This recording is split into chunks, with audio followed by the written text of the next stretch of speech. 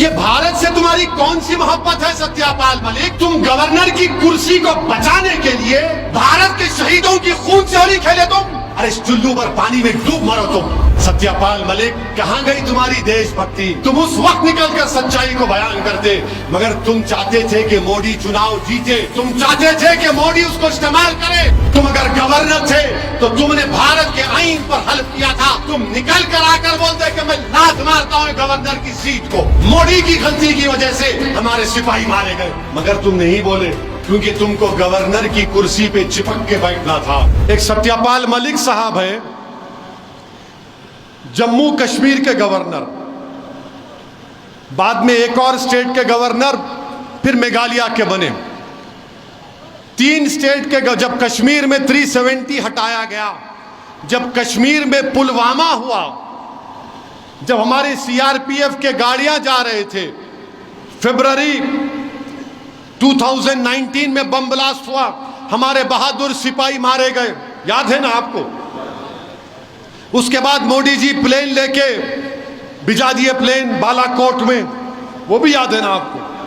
फिर इलेक्शन हुआ, 306 आ गए।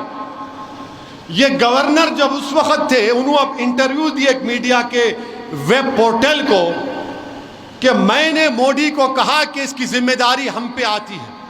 अगर हम हमारी सीआरपीएफ के फौजियों को 4 प्लेन में बिठाकर प्लेन से भिजा देते तो बम ब्लास्ट नहीं होता था।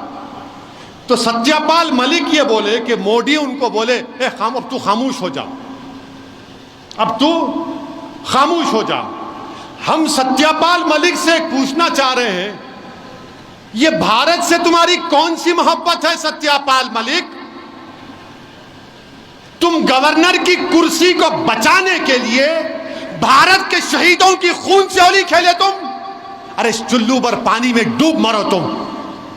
तुम अगर गवर्नर थे तो तुमने भारत के आईन पर हल्फ किया था। तुम निकल कर आकर बोलते कि मैं लात मारता हूं गवर्नर की सीट को।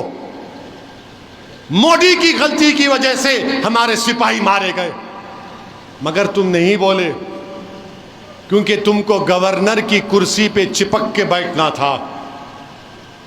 तुम कब बोल रहे? 4.5 साल के बाद तुम कह रहे हो।